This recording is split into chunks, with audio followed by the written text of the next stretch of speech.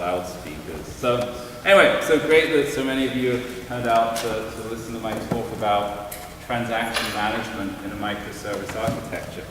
So in the talk, really like sort of two goals. One is just to say, microservice architecture has a whole set of really, great benefits, but there are these issues around distributed data management.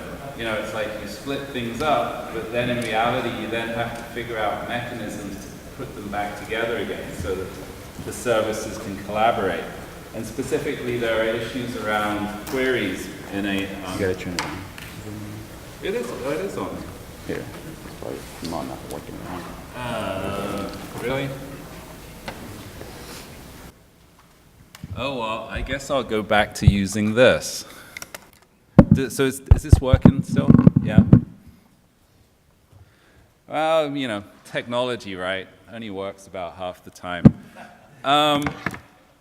So where was I? Yeah, so in a microservice architecture, you have this issue where you split things up, but in reality, those services need to collaborate. And that creates a whole set of problems, in particular around data. Each service, as you're going to see, has its own private database that's only accessible through an API. And so then the problem is, well, how do I do queries that span these services? That's actually a whole other talk. In this talk, I'm going to focus on how to maintain data consistency in this architecture. Because as you're going to see, the traditional approach of distributed transactions, two-phase commit, XA, isn't really a good fit for modern application architectures. So it's all about this mechanism known as a saga. Before I talk about those, a little bit about me. So I got my start in programming back in the mid-late 80s building Lisp systems. So everything from compilers and runtimes, garbage collectors, all the way up the stack to IDEs. Eventually, I ended up programming in Java. So my book, Pojos in Action, came out sort of like a lifetime ago. That was 2006. And that was all about building applications with Spring and Hibernate, which back then were revolutionizing, how we build applications. And then back in 2006, I stumbled across this really obscure thing called Amazon EC2 from this company that was better known for selling books online. And the concept that with just, like an API call, you could provision 20 servers and pay 10 cents an hour was like mind-blowing, right? Ultimately ended up creating Cloud Foundry, which was a Java PaaS for deploying applications on EC2. So that was sort of that's the origin of the name of cloud that still exists today. That product was acquired by SpringSource back in 2009, right before when SpringSource was acquired by VMware. And so they used the name for their product, ultimately. So for the past 5 years, 4.5 years, I've been pretty much focused on everything around microservices. So I do consulting and training at organizations, help them adopt the microservice architecture. Also working on a startup, creating a platform to simplify the development of transactional microservices, which actually incorporates ideas around Sagas and a few other sort of message-based architectures that are a really good fit for the microservice architecture. And I'm in the middle of finishing up a book on on microservices, which will be finished real soon now. Been saying that for a while, but currently working on incorporating the feedback from the last set of reviews. And for today only, 40% off with that discount code. Anyway, excellent gift for Mother's Day, wouldn't you say? I must say, it makes me laugh that pretty much every company is trying to tie their product to Mother's Day, right? And you get all these promotional emails. So I figured I might as well do it too. Anyway, so that's enough about me. So kind of going to talk about why sort of ACID is not an option in the microservice architecture, or more specifically, ACID is fine within services, but between services you need a different approach. namely Sagas. So the rest of the talk is about kind of what are Sagas, how do you make them work, how do you solve some of the issues that arise around Sagas, because essentially Sagas, instead of being an ACID transaction model, actually are an ACD, so they lack isolation. So there's a talk about these countermeasures for dealing with the concurrency anomalies that result from a lack of isolation. And also talk about how to do messaging, which is kind of the basis for Sagas, in a reliable transactional way. So that's the agenda. So let's get started. So first, a little bit about the microservice architecture, which I'm sure you've heard a lot of recently. So the big idea there is that it's all about functional decomposition. It structures an application as a set of loosely coupled services. You know, each service can be developed, tested, deployed, and scaled independently of all of the other services. And the primary reason you want to do this is that it enables the fast and reliable delivery of software using DevOps, or continuous delivery. There are potentially some scaling benefits, but primarily this is a way of tackling complexity when you have a large team, a large application, and you need to deliver features very quickly and very reliably. And so, you know, you think about the state of the art today, it's pushing changes into production many times a day with the lead time, the time from when the developer commits a change to that change going into production, of being measured, you know, of being less than an hour. And so DevOps or microservices is how you do DevOps with large complex applications. And it enables DevOps in a couple of different ways. One, the services have the testability. It's much easier to test a service in isolation than it is to test a large complex system. And they also have the deployability that you need. Each service can be deployed independently. And so it sort of facilitates the agility that's required.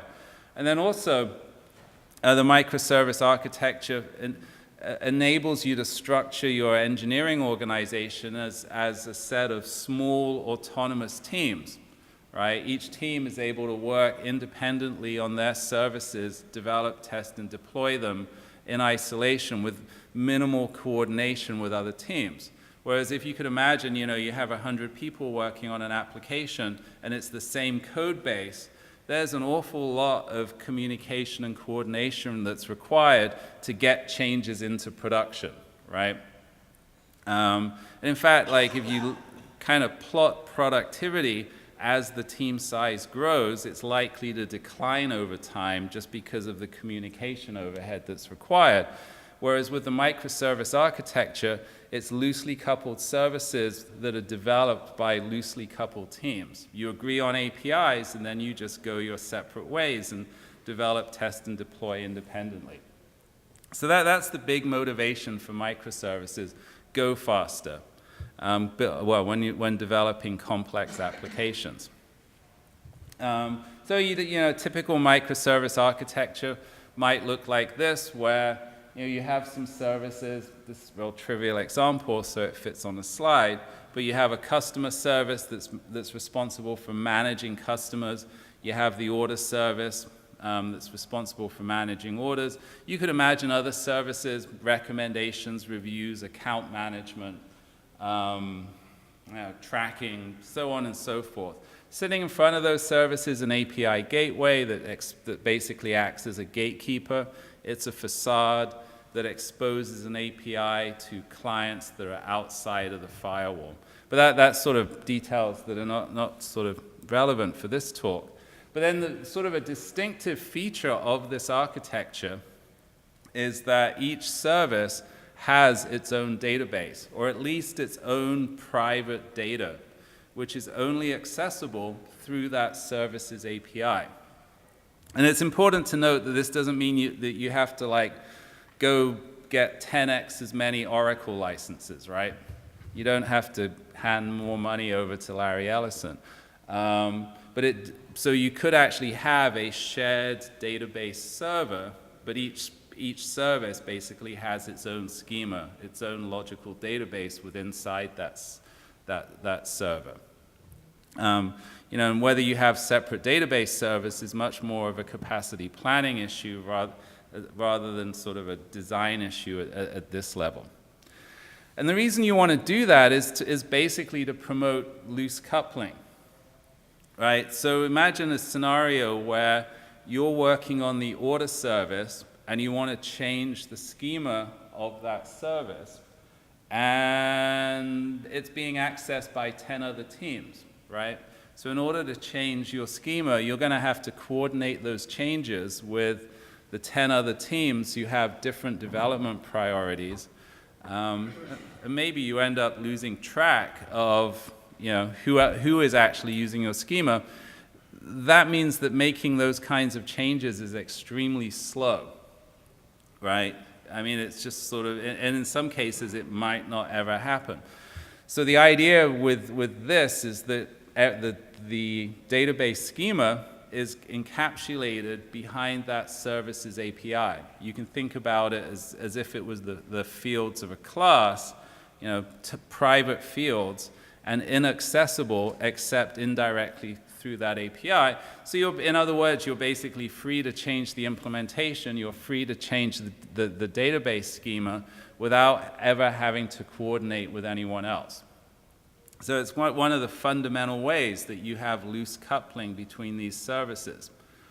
So you just think of each service as being a bunch of behavior, which is with a public API and a set of internal private data. And even though it might be stored on the same database server. But then that leads to two kind of significant challenges around because your data is now distributed across all of these different services.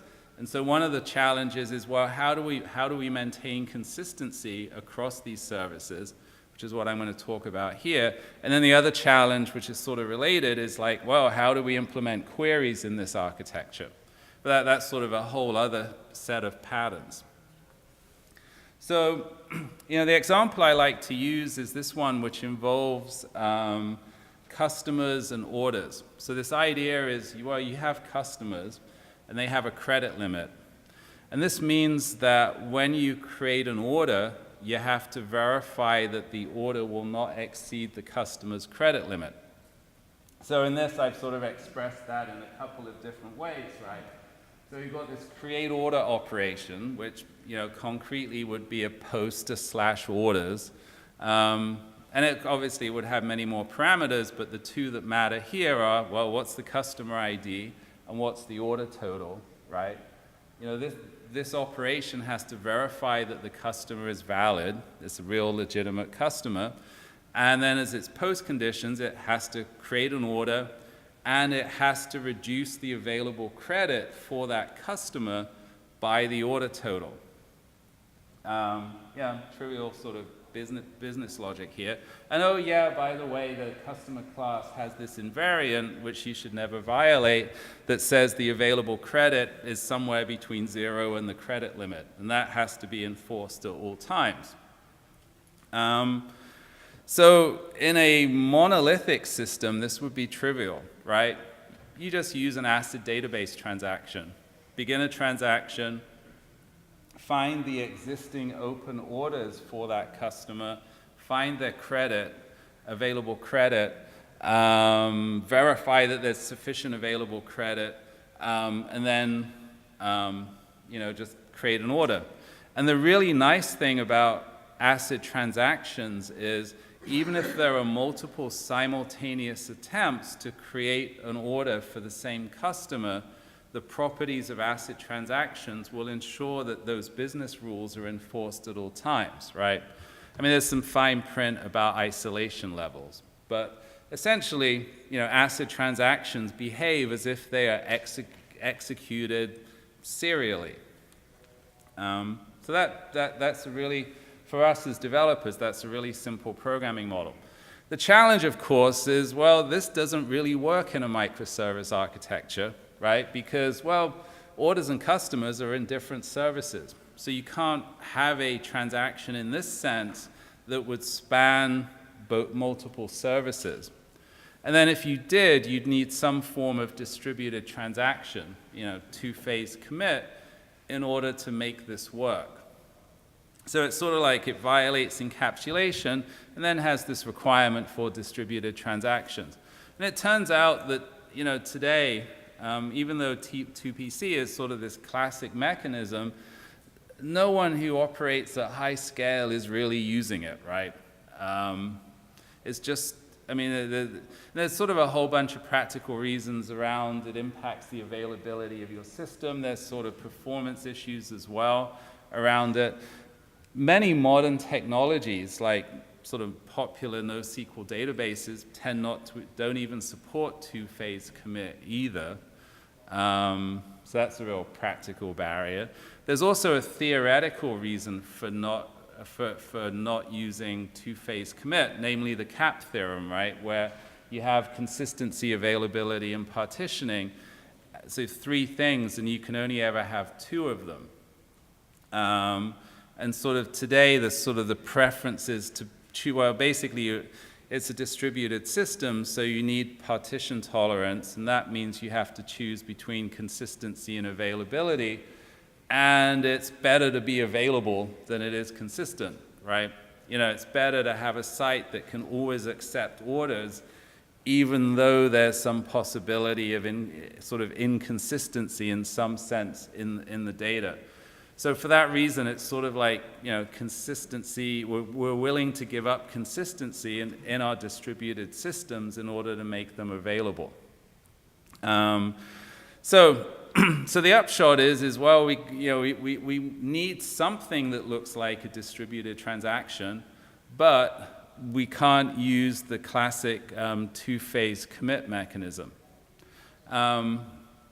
And so you can sort of view it as, this was one paper from a few years ago, instead of this ACID model, we're actually having this base model instead, so kind of another cool acronym, right?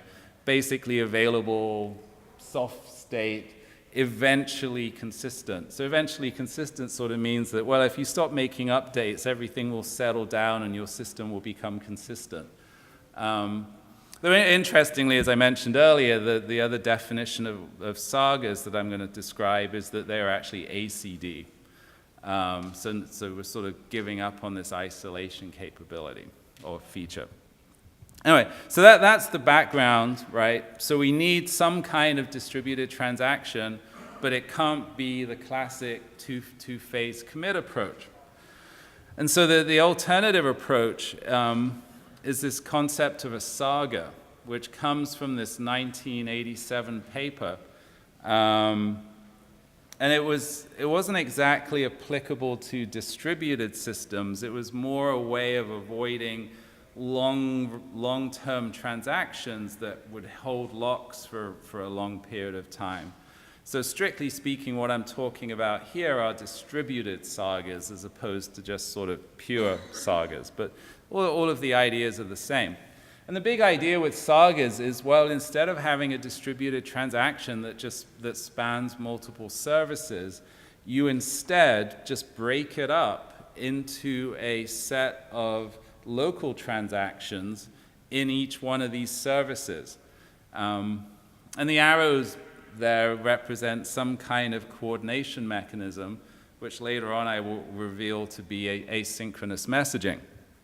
So it's basically transaction happens over here, sends a message which triggers a transaction to happen over there, which triggers a transaction to happen somewhere else, and sort of so on and so forth. And so that's the model. We're replacing these sort of distributed transactions with a series of local transactions. So in the case of the CreateOrder example, it would work something like this, where request comes in to create an order. That would actually this basically initiates the first step of the saga, which, as you're going to see, creates an order in the order service in this sort of pending approval state. And then the completion of that step will trigger a reserve credit step in the customer service. So it's like I've created an order for so much. Now I'm going to go off and attempt to reserve credit, reduce the available credit for that customer. And then once I hear back from the customer service, we're going to then change the state of the order to approved. So that's sort of the basic workflow. And so that's pretty much the structure of Sagas in general, just a series of steps where the participants just exchange messages of some kind and update their data in response. And I'm going to look kind of at this in a little bit more detail in a moment. But there's a few obvious questions about this approach, right? So one of them is, well, what about rollback? One of the really nice things about ACID transactions is that, well, you can perform an arbitrary number of updates and then just go, I've changed my mind, right? I'm about to violate a business rule. Let's just roll back the transaction. You execute a rollback statement, and it is as if none of the updates that you had done in that transaction had ever happened. And it's really simple. But if you think about the Saga model, each one of those steps is a local transaction that has already committed its changes. And so there's no, in other words, there's no automated rollback. You actually have to write code that will explicitly undo the changes that were done by the previous steps. So a bunch of kind of like careful design. And so you've got these, in other words, you have these compensating transactions, which are sort of a concept from, that's also in like business processes and so on. There's a lot of similarities between Sagas and sort of workflows, though I'd like to think of Sagas as being at a much lower level. So now the model you have is where you have a Saga that is a sequence of steps, T1, T2, T3, and so on. Each one of those steps has a corresponding compensating transaction that undoes what the forward step did, right? So for every forward action, we need a way of undoing it. Hence, every T has a corresponding C. So in this example, right, imagine, T1 executes successfully, makes its changes. Then T2 executes and fails. Well, we need to then execute C1 to undo what T1 did. So the sequence of steps becomes T1, C2, C1. And this could get, complex in the sense that you could be 10 steps into a Saga. The 10th step could fail, which would mean you'd have to undo the 9th, the 8th, the 7th, the 6th, and so on. And in theory, they could actually be that complicated. So in the case of the CreateOrder Saga, it's quite straightforward. So the first step creates an order in the pending state. The second step attempts to reserve credit. The third, but fails because there's insufficient credit. So the compensating transaction, which is back in the order service, the C1, which undoes what T1 did, would just mark the order as having been rejected. In theory, I suppose you could delete it, but that would be weird, right? So it's like the T1 creates it, the C1 just marks it as having been rejected due to insufficient credit. So that's the idea. Whenever you're designing your sagas, for every step, you have to think about what the corresponding undo step is. And in theory, this could be quite challenging. I don't think it's necessarily this complicated in practice, but there's a few interesting issues, right? Namely, that the compensating transactions must always succeed. Because if one fails, there's no sort of corresponding kind of recovery mechanism, or at least automatic recovery mechanism from a failed compensating transaction. So they need to be designed in a way that could actually, that guarantees that they will succeed. And part of one of the challenges with doing this is because of the lack of isolation between these sagas, it's possible that the data that you've updated something, and then you want to undo those updates to that thing. It's possible that some other transaction has gone and changed it while in between your update and your attempt to do the compensating update. So it's sort of like the ground is shifting under your feet in a sense. Now that sounds like really, really complicated, but in practice, not so much. Because for instance, imagine that you've credited a bank account or debited a bank account. Corresponding compensating transaction would be to do the inverse. Instead of a credit, you do a debit. Instead of a credit, you do or debit, you do a credit. So in that case, it's quite easy to undo the change that you made previously. And then there's some other, when I talk about countermeasures, I'll describe some other strategies that you can use. And then there's actually, then the other problem is sometimes you can have steps in a saga that can't be undone. So there's sort of like an email. You can send it, but you can't unsend it. At least, well, I suppose you could always send an apology, like oops. But it's like those kinds of actions where you can't take it back in essence. And there the trick is to attempt to change the sequence of the saga so that the things that can't be undone just happen at the end, right?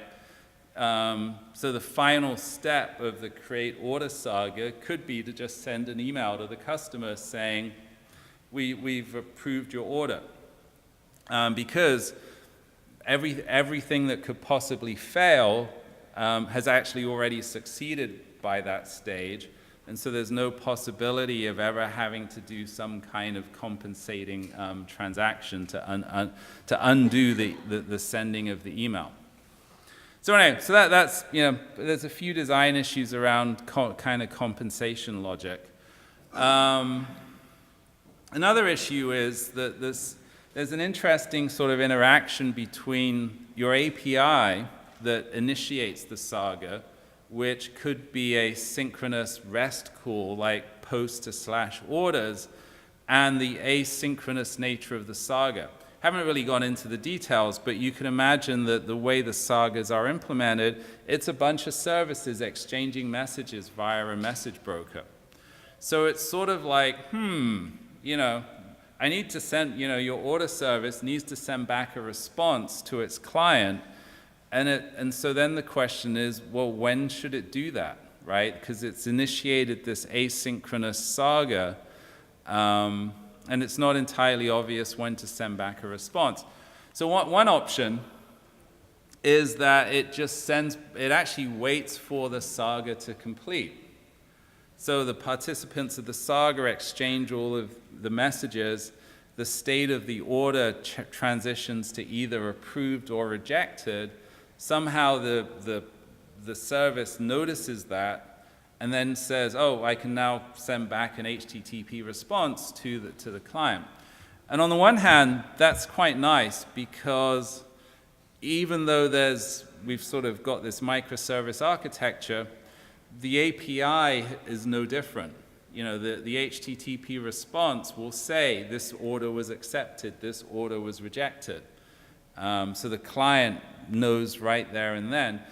The downside is that this reduces availability, right? All of the participants in that saga have to be available in order for the order service to send back a response.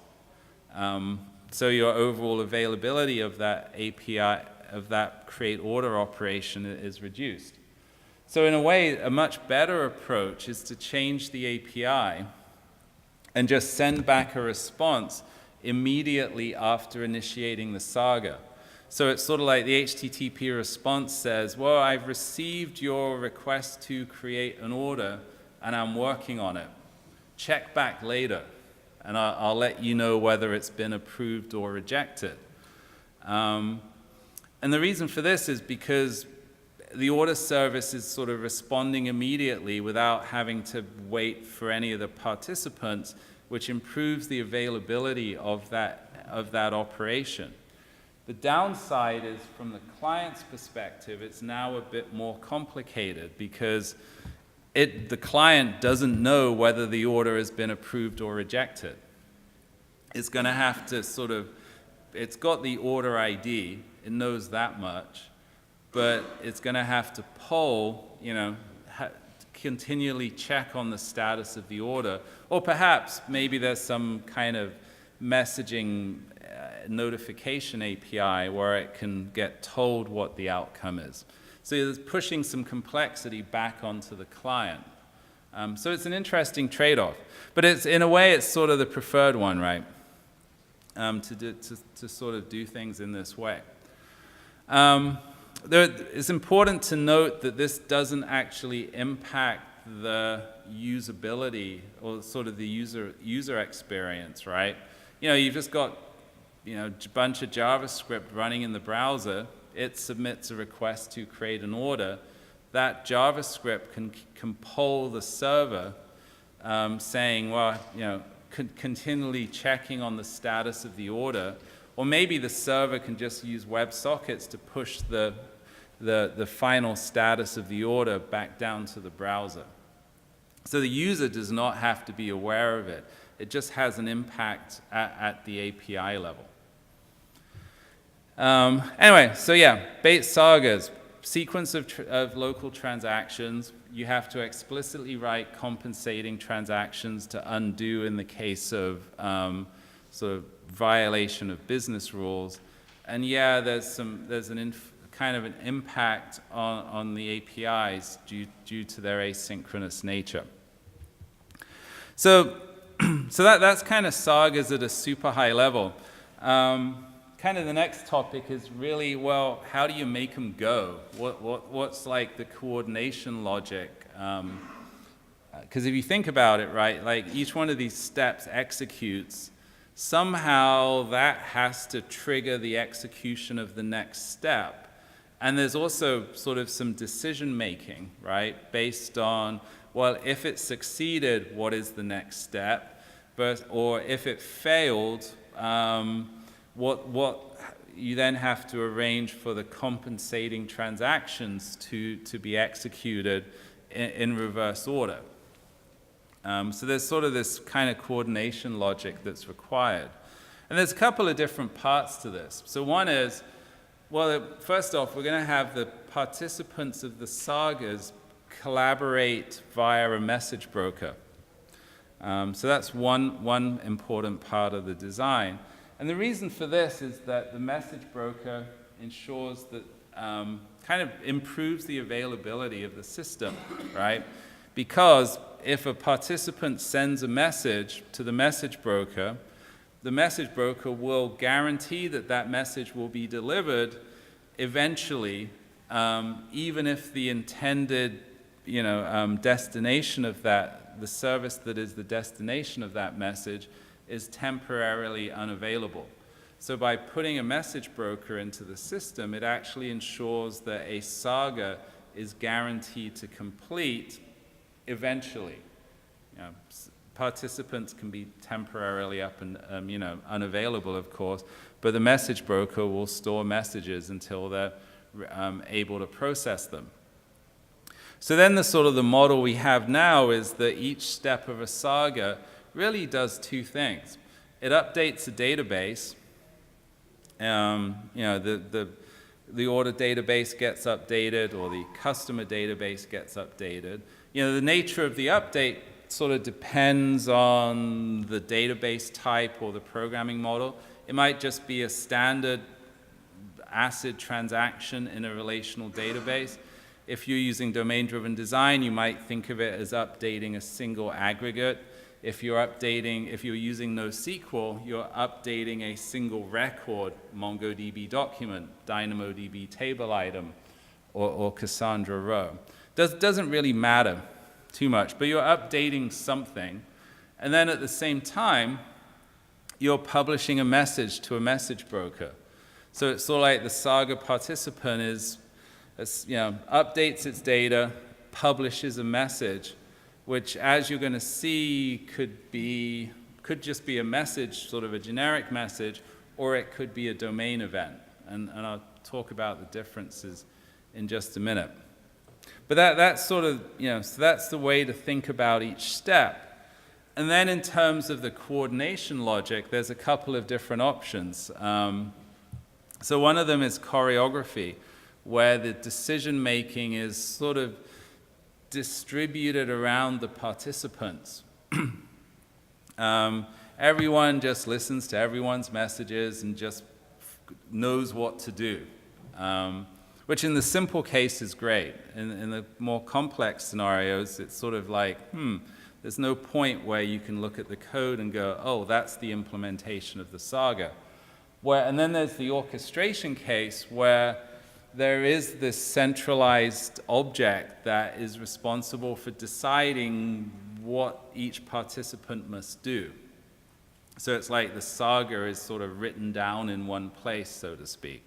Identical ideas from sort of workflow business processing, but of course at a much lower level. So so those are the two options. Then if you look at option number one, if we looked at the CreateOrder Saga using choreography, it's actually really simple. The order service creates an order, publishes an order created event. So if you're familiar with domain-driven design, this would just be a domain event that's emitted by the order aggregate. But the idea is that whenever a service changes its data, it just publishes an event to say, this was changed. So that gets published using pub/sub to the order events channel, gets received by the customer service. There's an event handler that will reserve credit, and that which will either succeed or fail. And so it will publish an event indicating the outcome. Either the credit was reserved or the credit limit was exceeded. That gets received by the order service, and there's an event handler for those two events that either approve that order or reject it. And that's pretty much it. It's just this, this is obviously a very simple Saga, but it sort of illustrates how easy it can be, where the participants are just publishing events whenever things change and subscribing to those events and reacting to them. So in terms of the code, here's some Java. This is Java Spring Boot code using one of the frameworks I've written. First thing the CreateOrder method does, it creates an order, and then saves it in the database, and then publishes an event. So it's basically, there's this class domain event publisher that just says, well, we're publishing a domain event for the order class whose order with this particular order ID, and then the event we're publishing is an order created event. Pretty sort of straightforward code. And then in the customer service, there are these event handlers. So this code is basically saying, well, when an order created event is received, invoke the method order created event handler. And all that does, well, actually there's a whole bunch of code here, but the idea is pretty simple. It actually retrieves the customer from the database, attempts to reserve credit. If it was successful, it publishes a customer credit reserved event. And then in the catch block, where it's catching the customer credit limit exceeded exception, it just publishes a failure event, just saying customer credit reservation failed. And that's it. So really simple implementation of this Saga. And then just to make it a little bit more interesting, here's a more elaborate example, because just to kind of differentiate it from orchestration that I'm going to talk about next. Because in that previous example, it was like the order service did something, customer service responded. But in more complex kind of choreography scenarios, kind of the service, there's sort of like you've got all these participants, and they can actually sort of exchange events amongst themselves. So this is a slightly more elaborate example where when you create an order, you have to verify that the consumer is valid and able to place that order. You have to go and reserve inventory, and you have to go and charge the authorize the consumer's credit card, right? So in this example, order is created, publishes an order created event, and that event goes to 3 services: the consumer service, the inventory service, and the accounting service. And then the consumer service will do its validation, publish an event, which actually gets consumed by the accounting service. In this example, the accounting service is going, oh, well, I see that an order's been created, but but before I can authorize the credit card for that order, I have to make sure that the consumer was validated and the inventory was reserved. And then the inventory service would emit an event, which also gets consumed by the accounting service, which can then go off and authorize the consumer's credit card, which then gets that event, and it publishes the event, and then that event gets received by the order service, which can then approve the order. So kind of the idea is just these events are just bouncing around amongst these participants. So it can either be very simple, as in the case of customers and orders, and then this one's a little bit more complicated. So, a bunch of benefits to this approach. It can be quite simple. In fact, I'm going to talk about this technique called event sourcing earlier, that was sort of like, it's an event-centric way of writing business logic and doing persistence. And it was sort of like, I was building systems that used event sourcing and kind of worked in this way, and then without actually realizing that I was implementing Sagas. I just had services that emitted events and subscribed to events, and then it was sort of, in retrospect, it was like, oh, these are choreography-based Sagas. It's just sort of a very natural way of programming. And the participants are sort of loosely coupled in a sense that they're just, exchanging events. But there are some drawbacks. So like, even in the case of the customer and order example, which superficially seems quite simple, the one interesting issue there is that the customer service needs to know about all of the order events that can impact the customer's available credit, which seems like the customer service seems to have to know a little bit too much about the life cycle of orders, much more than it should. So there's sort of that kind of means that there's sort of this coupling between services, and they seem to know a little bit too much about one another.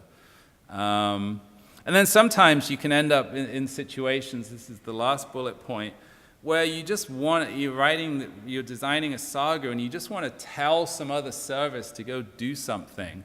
But it's like you can't do it, you have to publish an event, so you end up taking a command and putting it into the past tense, reserve credit requested, which ends up being kind of contrived. So it's sort of like it works quite well in a bunch of cases, but there are these issues. So the other approach is to use orchestration, which sort of works in a quite different way. Whereas before, the saga was just sort of, the implementation was scattered around the services, and there was, in a very implicit way, right? There was just event handlers that encoded the knowledge of how to react to those events. With orchestration, there is an object that tells the participants what to do.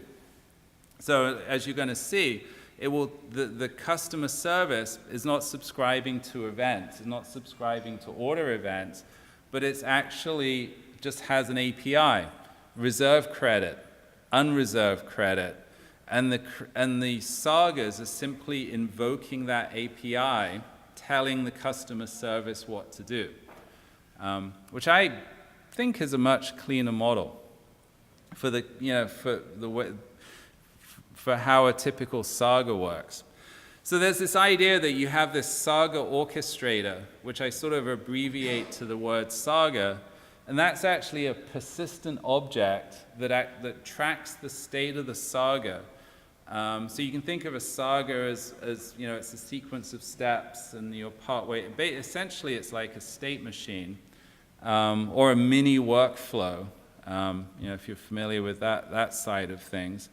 And it persists in the database, and its job is just to direct the participants, telling them what to do. Is that a service on its own?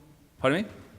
The Saga orchestrator, is that a service Oh, on its own? yeah, that's an excellent question. And the question is, well, where does the Saga orchestrator live? Is it in its own service, or is it in, one of the other services? And I think the answer to that is, in general, it depends, because at some level, sort of like as I drew it here, it's kind of floating above, right? And so it could actually be in its own service. But like a bunch of the examples I have, it actually resides in one of the services.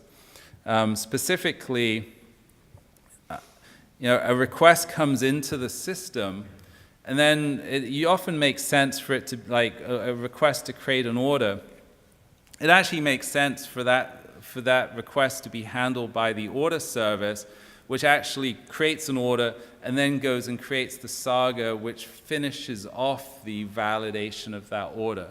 But conceivably, you could have scenarios where it goes to some other service that hosts a saga. Great question. So yeah, a saga orchestrator, when it's created, first thing it does really is just figure out, well, what's the first thing I need to do? Who is the first participant I need to send a message to, telling to do something? And then the state of that saga is persisted in the database, and then it's just sitting there waiting for a reply to come back. And then when a reply does come back, the Saga framework loads the state of that Saga from the database, invokes it, and it figures out what Saga participant to invoke next, sends it a message, and then its updated state is persisted back in the database. So it's this sort of mini workflow engine, and it's just waiting for another reply. And then you go around this loop, and eventually the saga will complete. And it's keeping track of where it is in the sequence, and if there has been a failure, where it is in terms of executing the compensating transactions. So in the case of the order service, it sort of works like this, right? Request comes in to create an order, creates the order, then it actually, as part of that ACID transaction, it creates the CreateOrder Saga, which sends a reserve credit command message to the customer service. For the reasons I talked about earlier, you might think you want to use REST for this, but it turns out it's much better to do this with sort of asynchronous messaging instead. You have the guarantees that it will complete eventually. So it attempts to reserve credit. That invokes the logic in the customer service, which will then send back a reply saying, I've reserved the credit. Well, it's basically, it's still request reply, so it's either indicating success or failure, and if it's successful, it will then approve the order. So that's sort of the flow. Here's the code. So which is, it's another Spring Boot application that's implemented using my Saga framework. So the key thing is the Saga definition, which is this very simple domain-specific language that defines a Saga as a sequence of steps. Each step is a forward action, which is actually invoke participant, and then you can define a compensating action, which is the with compensation. This is a really simple case, so each step either has one or the other. It doesn't actually have both. But in a more elaborate Saga, you certainly could. And then each of the methods that get invoked in each step, their responsibility is to create the message that say, send this message or this command message to this service. So in this particular example, it's sending the reserve credit command to the customer service. And that actually gets serialized into a message written to the customer service's message channel, where it is and the customer service is then subscribing to that message channel. And then in the same way that you have you saw like event handlers, there is a command handler for the reserve credit command, which gets invoked. And its responsibility is to update perform some, execute some domain logic, update the database, and return back a reply that gets sent to the Saga participant. So in this case, it's there's a bunch of things. It's finding the customer, invoking the reserve credit method, and then based on the outcome of that, it's either sending back a success message or a failure message. So with failure is just a shorthand for going, it's failed. Just sends back an error code, basically. And that's sort of pretty much the pattern. So Sagas are defined like this. Then the individual participants have their various handlers that react to the commands. And this is all, you can find all of this in GitHub, Eventuate-Tram, where Tram stands for transactional messaging, which is super unoriginal naming, really. So that's orchestration. So the idea, benefit is that the Saga is defined in one place. There is a class you can look at that will tell you what the Saga does. And arguably, the services are much more loosely coupled. The customer service exposes an API, reserve credit, release credit. It has no knowledge of order events, right? So it's much more stable, and it sort of eliminates the cyclic complexity, sort of the cyclic dependencies that you get where everyone is listening to everyone else's event. In theory, you could have too much logic in this Saga, but I think as you saw in this example, what the Sagas are doing are really quite simple. It really is, send this command, based on that, send this other command, so on and so forth. Okay, so that's sort of orchestration. So the next thing I want to talk about is this kind of issue that I've mentioned earlier, where Sagas are not ACID. They actually lack the isolation property, and then that can result in concurrency anomalies. So it's a really interesting problem. Fortunately, there are solutions to it. So so if you think about the CreateOrder Saga, right, it creates an order in the pending state, and then it goes off and reserves credit, and eventually changes the state of the order to approved.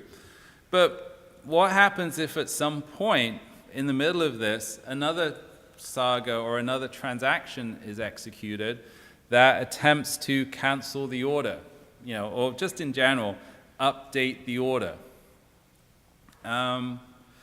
If these were ACID transactions, this could never happen, right? Like, you know, that's the whole point of ACID transactions, is they are basically, well, they're executed in a way that it is as if they were executed sequentially. You know, that kind of like the classic definition of kind of ACID transactions is based on a locking model, right? Where a transaction claims locks on data that it wants to read and write that prevents other transactions from accessing that data. Though in practice it's implemented a little differently. Whereas in this model, there are no locks, right? You know, the order service does not hold a lock on the order, or the CreateOrder Saga does not hold a lock on the order for the duration of the saga. Any locks would happen internally to these local transactions. And so this then enables some other transaction to come in and go, well, I want to cancel this order, but it's pending. What, you know? And then the question is, well, what does it mean to cancel a pending order? Like one thing you could do is just go, well, sorry, this order is in the middle of being created, so you can't cancel it, try again later. Which, you know, might be okay. You know, another one is, well, can we just go ahead and cancel the order and like hope that the CreateOrder Saga just notices, right? But that could be a little complicated.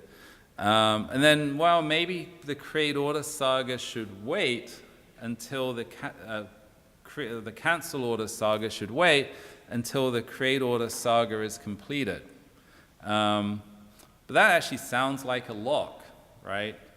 But it turns out that that might be okay. So you end up, it's kind of funny, you end up re-implementing some parts of distributed transactions. But you're doing it in a way where you get to choose and sort of at the application level where you can you can make explicit trade-offs. So you know, it was funny, I was struggling with this last year, like trying to make sense. And then I was like searching the literature, trying to find an academic paper that sort of, you know, had kind of made sense of all of this. And I came across this paper, which was written back in like 1998, so 20 years ago. And it was talking about multi-database systems, which is kind of what we have here. And it actually had an interesting model that's super useful and is quite helpful. So number one, it actually describes sagas as being ACD. So they're atomic in the sense that there is a guarantee that all of the transactions for a saga will either be executed or they will be compensated. So yeah, that seems like a reasonable definition of atomicity. They're also consistent because sort of referential integrity is within a service is enforced by that service's local database, and then the application will ensure referential integrity across services. So like an order with an invalid customer ID will ultimately be rejected. And then they're also durable because the local databases are durable as well. Then you could argue that the message broker sort of adds another kind of another aspect of durability. But what's missing is I. You know, so you do not have isolation, which can then lead to concurrency anomalies. And what that actually means in practice is that the concurrent execution of sagas can result in an outcome that is not equivalent to some sequential execution, which actually sometimes can mean bugs. Bad things can happen. And this sort of all goes back, you go read the classic textbook on database transactions. It's sort of, it's defined in terms of these anomalies. And it's sort of interesting in the sense that it sounds scary, but if you think about like your applications, it's quite likely that you're not using genuine ACID transactions, right? You're not running at a serializable isolation level because you have decided, or you just haven't read the manual, that, that it's a worthwhile trade-off, right? You get much better performance if you kind of use non-serializable transactions. So it's sort of, we're doing this anyway. We're sort of living in a world of relaxed isolation to some degree anyway. But you can get these various anomalies that are created essentially by a lack of long-term locks on the data. So in this example, right, imagine you've got the CreateOrder Saga, creates an order, and then eventually approves it. What would happen, you know, you could have a scenario where you cancel it in the middle, and the CreateOrder Saga just overwrites it. Just says, well, you know, just literally changes the status of the order to approved, which could then cause, from the customer's perspective, the order was canceled. From the system's perspective, it's been approved, and that order will ship, right? So that's one very undesirable outcome. Another one that's a little more subtle is a dirty read, where a Saga has modified some data, and then ultimately will actually execute a compensating transaction to undo that change, but in between, some other Saga or transaction comes in and reads that data. So it's sort of data that is not, because it's, this data is not fully committed at this point. So you could have a scenario where, one Saga reserves credit, another Saga, and then later on unreserves it. In between, another Saga attempts to reserve credit, gets rejected because there's insufficient credit, right? So, the business problem there is that an order should have been placed but wasn't. And then you can have an inverse scenario where a Saga unreserves credit, and then because of a compensating transaction, later reserves credit.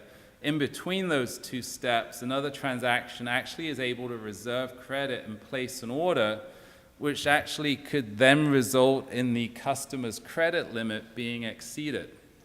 On the one hand, you've got another order, but on the other hand, you've got this business risk, right? And interestingly, sometimes it's better, like you think about I think a classic example is banks and ATMs, right? I think they prefer you to just take money out of an ATM, even if it means there's a slight risk that you might take out more money than you have, right? So there's sort of on the one hand, these outcomes are incorrect, but from a business point of view, it's like it may or may not be a bad thing. Especially with banks, they like you to get overdrawn so they can charge you, penalties and stuff, right? So you kind of have to go, some of this stuff seems bad, but it's not necessarily truly bad in a business sense. Then you can also have non-repeatable reads, or these fuzzy reads, where Saga at the beginning reads some data, later on reads some data, another transaction has changed it in the meantime. So you get different results back. And this would not happen in an ACID transaction because when you read data, you're basically, doing the equivalent of claiming a read lock on it, right? Which would prevent anyone from doing updates.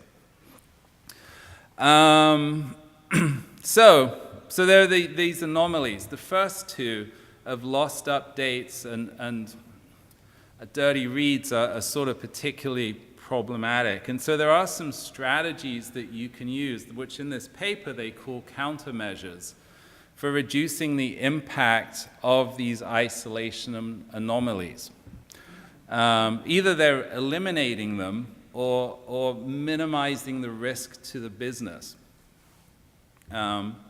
Which is, which might make you seem uncomfortable, but it's kind of like the same as operating at a reduced isolation level, right?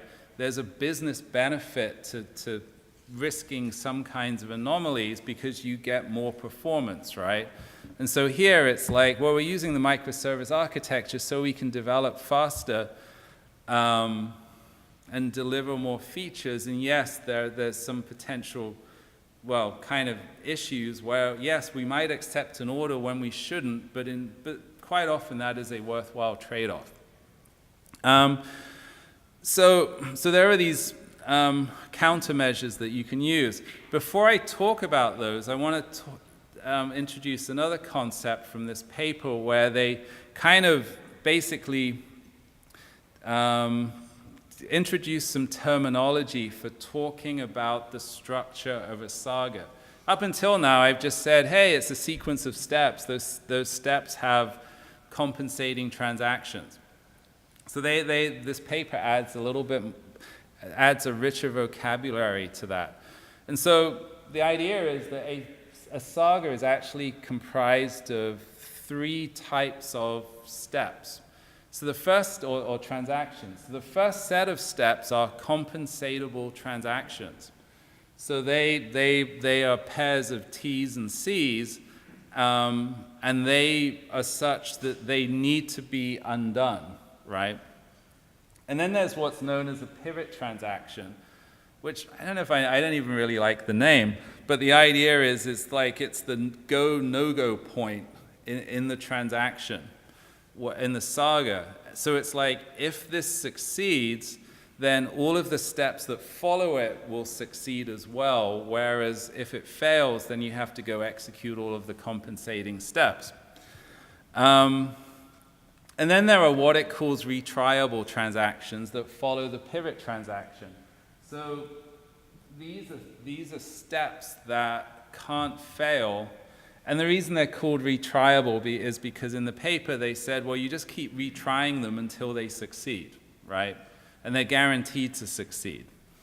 Anyway, this is a super interesting way of thinking about sagas because it really does say that, yeah, there's a bunch of things up here that actually need to be compensatable, but the stuff that happens later on does not need to be compensatable, and so doesn't actually suffer from some of the problems like dirty reads, for example. And so some of the countermeasures are involved just sort of reordering steps to kind of match this model. So one of the countermeasures is called a semantic lock. And I've already given you an example of that, which is kind of interesting because it seemed like totally natural. And the idea is that with a semantic lock, you set a flag in the data that you're updating to indicate that it is still in the process of being updated. And so the order, when I set the state of the order to pending, that was actually a semantic lock, which indicated to anyone who looked at that order that it's in the process of being created. And it's sort of telling anyone that, yeah, treat the data in this record with suspicion because you're risking a dirty read at this point. And it seems, the way kind of like setting the state to pending seemed like a really natural thing to do. It's a great example of this semantic lock. And so you can use the flag can be used in one of 2 ways. It could just be used as a warning, right? Like, treat this data with caution, because it's not fully committed at this point. Or you can treat it as a lock, which actually, and then prevent other transactions from accessing it. So we've sort of implemented locking at an application level, which unfortunately requires you to also implement deadlock detection at an application level as well. So we're sort of re-implementing part of a database management system. But it's sort of like this thing that we have control over. And so, yeah, so like one simple example, right, is, well, if an order is pending, you can't cancel it. It just throws an exception, right? So yeah, with this, it's like in a compensatable transaction, you set the flag, In a retriable transaction, you clear the flag, and also in a compensating transaction, you clear the flag as well, because we're rolling back. So that's the idea with that. The other countermeasure, which is great if you can use it, is to design your updates to be commutative. So, which means it's like they can be executed in any order with the same outcome. So, G applied to F applied to X is the same as F applied to G applied to X, right? And the good example of that is like in a lot of financial applications, right? Banking, debits and credits are basically commutative, ignoring subtle issues around overdrafts, I think. But the nice thing about that is if you design your updates to be commutative, it makes it very straightforward to, you don't have lost updates, and it makes it straightforward to do compensating transactions, right? Compensate a debit by doing a credit, compensate a credit by doing a debit. So that can work. Another thing you can do is reorder. It's called this pessimistic view countermeasure, where you reorder the sequence of steps to move, to eliminate sort of dirty reads by moving the update to a retriable transaction. So in this example, right, like in order to cancel an order, well, you have to increase the available credit and cancel the order, and you also have to attempt to cancel the delivery. So imagine that's the pivot transaction, because in theory, it might be too late to cancel an order because it's already on the truck for delivery, right? So in the initial version of the Saga, it increased the available credit, attempted to cancel the order delivery, which could fail, which meant that you had to execute a compensating transaction to reduce the available credit. And then that introduces the risk of a dirty read and a violation of the credit limit, in this use case. So by just simply reordering this and moving the increase of the available credit to a retriable transaction, it actually eliminates the possibility of a dirty read. Just simplifies things. So it's sort of like you're doing this reordering in a way that reduces the risk to the business. Another one you can use to prevent lost updates is simply reread the value and make sure that it hasn't changed since you first read it. So you've got two steps in a saga separated by time. The second step should reread the value to make sure that it hasn't changed. This is basically a form of the optimistic offline lock pattern, which like Martin Fowler talks about, where it might involve just checking a version number to see whether it's unchanged, or maybe you're comparing field values to see whether they're changed. And if they have changed, then in this case, perhaps Saga 1 could actually just restart, go, but the data's changed, I have to start over and re-execute. Another one is called a version file, where there's sort of a scenario where, imagine that cancel order, the way we implemented cancel order is that it could go ahead and cancel the order even though the CreateOrder Saga was in the process of creating the order. And in this example, part of canceling an order is reversing the credit card authorization, right? And that, with this flow, that could happen before the CreateOrder Saga actually authorized the credit card. So from the perspective of the accounting service, it sees a reversal before it actually sees the authorization. So the idea with this version file countermeasure is that it would remember the sequence of operations, like, oh, I got a reversal for this order. Oh, I got an authorization for this order.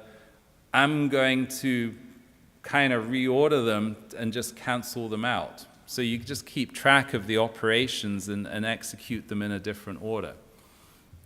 So that can be quite interesting. And then another one, which is a really interesting one, it's almost like a meta countermeasure. And that just says, based on, say, the dollar value of a request, assess the business risk, and then based on that business risk, either use one of the other countermeasures, right, which you go by the name of, basically it's making semantic acid, right? So it's sort of making sagas more acid-like for low-risk transactions. And then if you've got some high-risk transaction, an order for $1 billion, made up numbers, right? Well, for those, I'm going to use distributed transactions. And so sort of like, I'm going to take so sort of dynamically trading off sort of business risk against availability and performance and so on. Interesting idea. I don't know how useful it is in practice, but it's sort of, it's an intriguing idea where you end up building a system that supports sort of sagas and distributed transactions and just dynamically uses them, dynamically selects the appropriate mechanism for each request.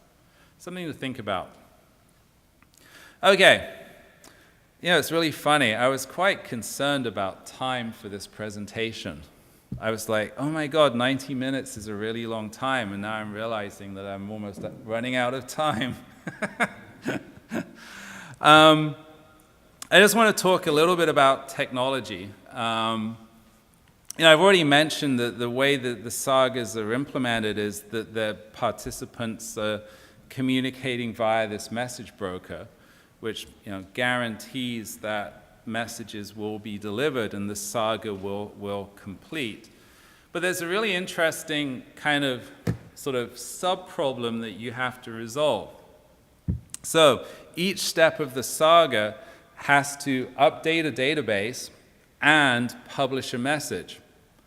And if you think about it, the traditional way to do that is actually with some kind of distributed transaction, right?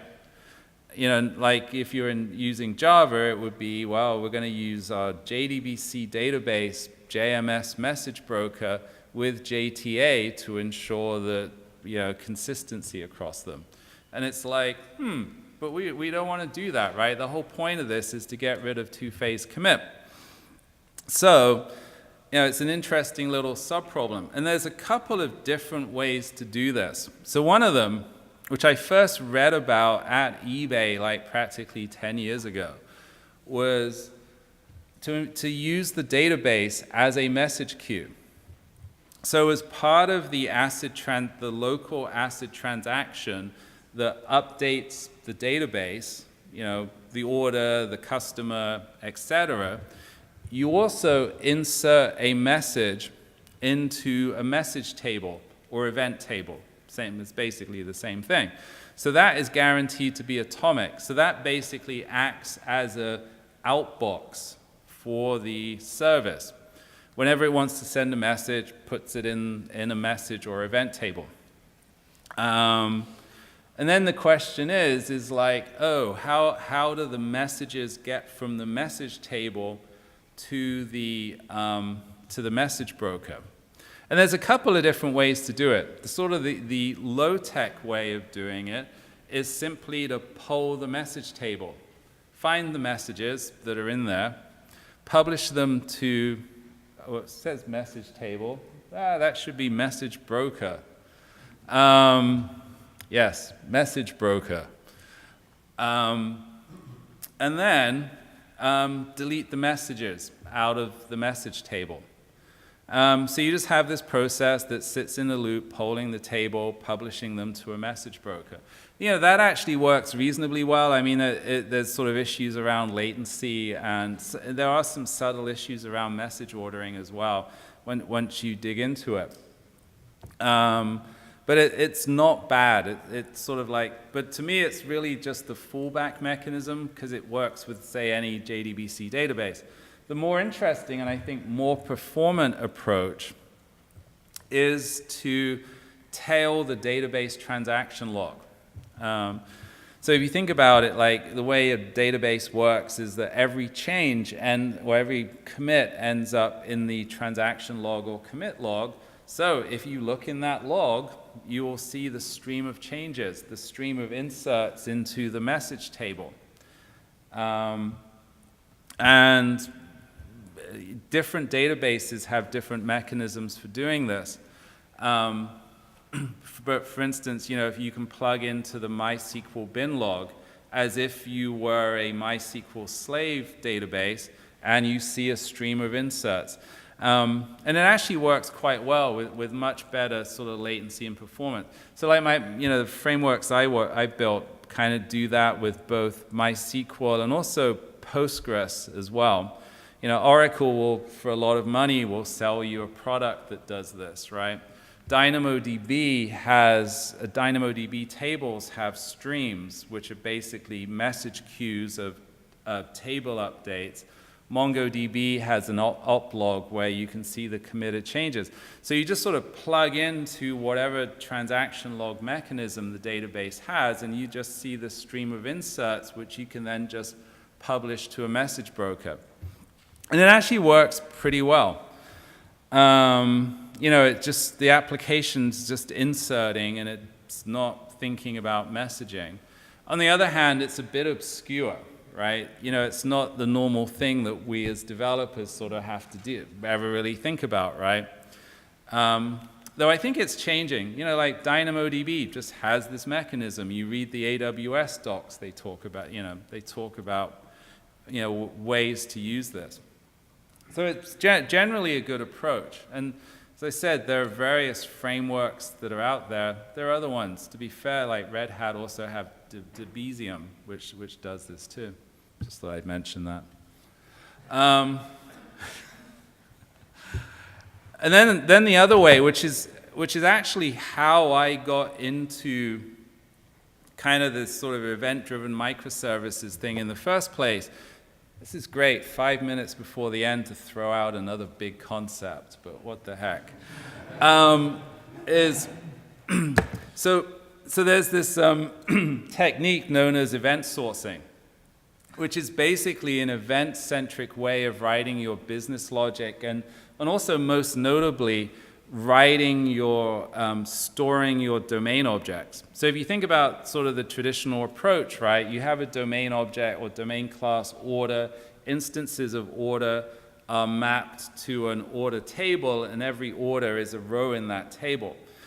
And so in that model, we've got the state of the order, and then we want to publish events at the same time, right? So we've got the two things that we need to make atomic. So event sourcing just says, we're going to use events for everything. So an order, at least conceptually, is just persisted as a series of events in an events table that looks kind of like this. So when an order is created, you insert an event. When it's approved, you insert an event. When it's shipped, you insert another event. And that is how you store your orders in the system or any of your other domain objects as a sequence of state changes. And so you save an event, it's simultaneously published, perhaps using polling or transaction log tailing. And this is really powerful because every state change, every create or update or delete of a domain object results in an event.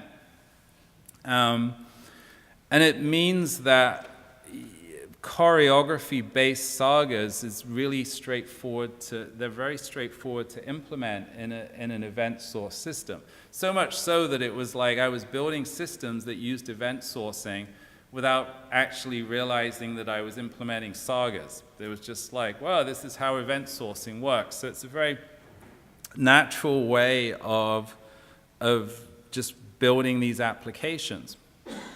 And then not only that, event sourcing has sort of a bunch of other benefits as well. So you think about it, it's in the same way that version control stores the entire history of all of your source code, with event sourcing, you have the entire history of your domain objects.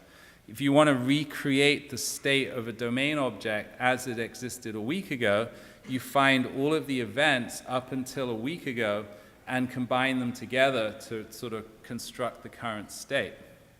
So you've got history. You can do these temporal queries, look back in time.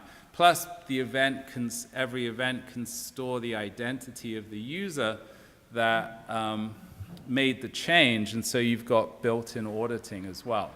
Anyway, big complex topic worthy of another talk, but I thought I'd throw that in there.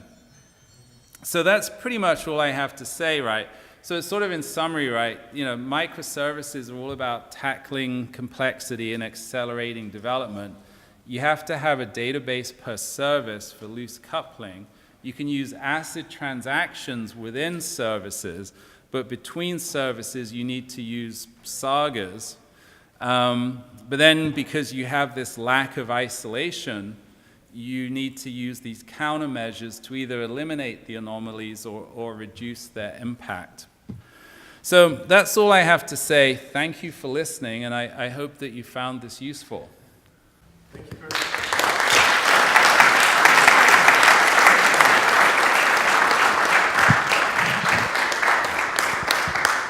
All right, we have about 5 minutes left, so questions? Yeah, I'm just wondering, from a budget standpoint, if we use the Microservices Saga, does it make any sense to use an expensive database like Oracle if you're not using all the features of it?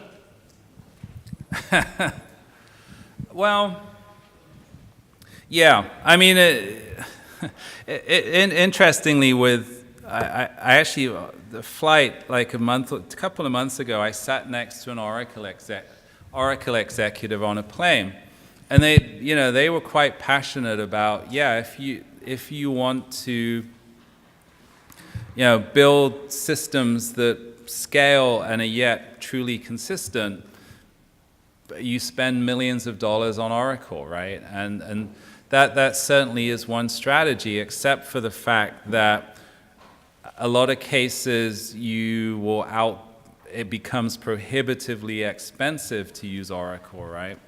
And then plus all of the scale out as well, ends up being an issue. And also the fact that, so if you have a single database where all of this, and I think this is the most important point, you have all of the services that are communicating through, kind of tightly coupled to the same database, that will impact your development velocity, right? I mean, the microservice architecture is all about loosely coupled teams. Awesome. I think there was another question over this side. Hi, thank you for the talk. I wanted to ask, it seems like when you're building these sagas, you would have to go through some sort of risk analysis on each one to really determine what potential problems you could have with sequential changes or compensations. So my gut says that maybe we're trying to solve this in the wrong place. So I just wanted to ask, and I'm not entirely sure the the full reasons why we want loose coupling of microservices to these DBs, but is there a reason why you would not want to just put high business risk things like orders into a shared table for just like not avoiding this situation altogether? Or is there potentially room for perhaps like a new type of table that allows for cross DB transactions? Well, yeah, I mean, I suppose I don't know what the right answer is. I mean, I think you're right in the sense that in theory you could end up with end up in a problematic situation, right? Where you so I've divided my system into three servers. Well, three servers is A, B, and C, right? And then because of that, it requires some sagas that create undue business risk. In which case, I would then say, well, it's time to go revisit the decomposition, right? So, and perhaps services A and B should be combined. And so it's more like, you know, when you're in the process of defining your microservice architecture, you know, one evaluation criteria is, well, can these services communicate efficiently using IPC? And then also it's like, well, what is the business risk from ACD Sagas? And if it doesn't make sense, then you have to reevaluate the decomposition. You know, it's sort of like, you know, the thing where doctor, it hurts when I do this, right? And it's like, well, don't do this. And so really it's true where, you know, if a particular decomposition is painful, don't do it that way. All right, I think we have one more question. Time for one more. I mean, I'm going to be around so we can, lunch. Hey, thanks for a great talk.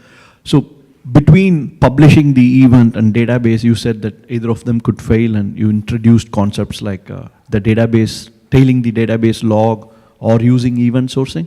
Yeah. Is there any less expensive way to handle this? I mean, why would we not treat our messaging channel to be highly available?